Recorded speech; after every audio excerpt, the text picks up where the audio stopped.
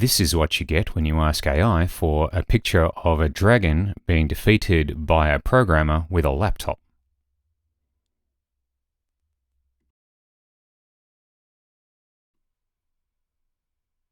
Hi everyone. Today we're going to be starting a new series. This is WarriorJS. This is a website that lets us go into a dungeon and defeat enemies and find treasure using JavaScript code. Now we're going to be making some changes to the way we do this, but to begin with, let's jump in and do some basic examples on this website. You can see we can jump straight in and start a campaign just on this basic level.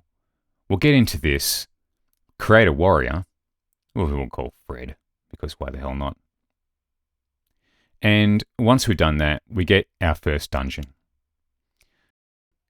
So over on the left, we have some JavaScript code. We're able to do level 1 with playing a turn inside our class. And the turn takes in a warrior. So this is where we are. We can see a long hallway, and that's actually shown above. It's just us and some stairs. We can call warrior walk to actually walk forward. And we also have sensors underneath there as well. So we can do think, which is really just right into the console. So this is what we're going to be looking at, warrior walk. It does take a direction, but for now we won't have to worry about that. We can only walk forward anyway. So let's take our code. We'll put warrior walk in here. And we'll just make use of the think as well, so that we tell ourselves what's going on inside our code a little bit easier. Now, notice that we'll reach out to this logging code quite a lot because we don't have any tests. That's something we're going to have to fix later on. Let's run this and find out what happens. As we're going, we get a little output of each step. Remember that we're playing a turn, so there's multiple turns going on here. And each time we play a turn, we get the output.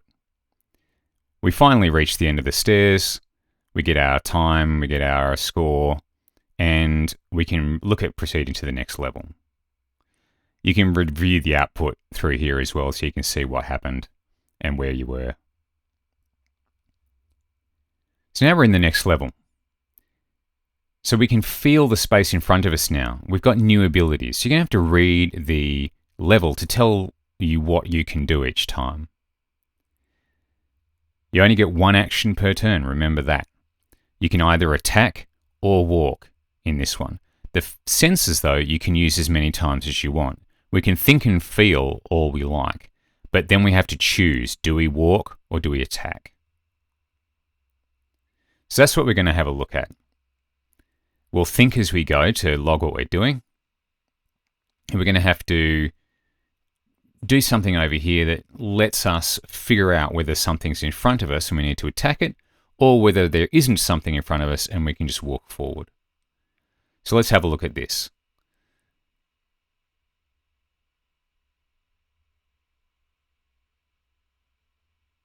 First of all, we're going to feel, so let's log that out. We'll tell ourselves what's going on. When we do feel, I notice the autocomplete didn't actually give me my brackets there. That's annoying. When we do our feel, we'll be able to see is empty as one of the methods, and notice that is a function, it's a method, on the returned space that we get. So I'll put that into a constant. We have an in front, which relates to the space that we felt in front of us. So if in front is empty, which reads quite nicely, and it didn't give us our brackets again. That's really frustrating. Hang on. It's just not going to autocomplete them. Fine. So if in front is empty, the warrior can just walk forwards. So we'll think that out first. We'll tell ourselves what's happening on. So let's say we're just walking forward. And then we'll do it.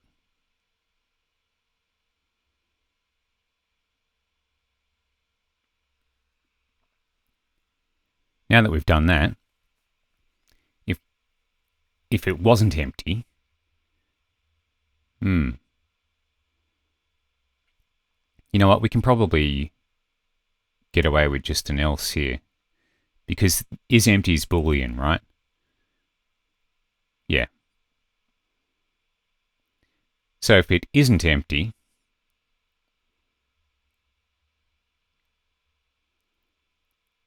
we're going to want to attack what's in front of us. So again, we're going to log that out. We'll say that we've decided to attack instead.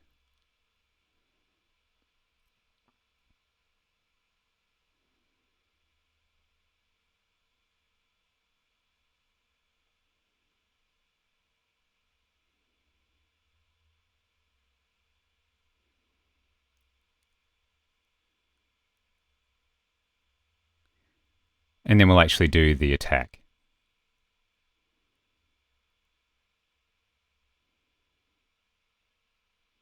Oh, crap. I'm not in an IDE. I can't save it. So, we're attacking after we feel, and we're walking if we don't need to attack. If we run that, oh, crap. There we go. Fuck. Fine. Now we can run it. And we're getting our output. Now here we should see something different in a moment. There we go. Feeling in front, there is something ahead. So we'll attack instead. We're getting our logs, and we get a little bit of feedback out of the system telling us that we've got some damage being done. We're dealing some damage. And we earn some points along the way. That's really cool. And then we're good. We just walk forward just like we did before. We get our score and our time bonus, that kind of thing. The fact that we went clear. So we could go on to the next level here.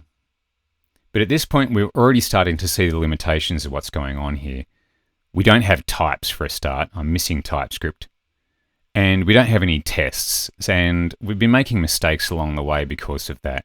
Trying to figure out whether I need an else or an if. I really want tests to actually make this work for me. So we will have a look at the next level, but instead of doing it, we'll see what we're going to get out of it. We've got extra abilities and sensors now. We can check health. We can rest to regain health, those kinds of things.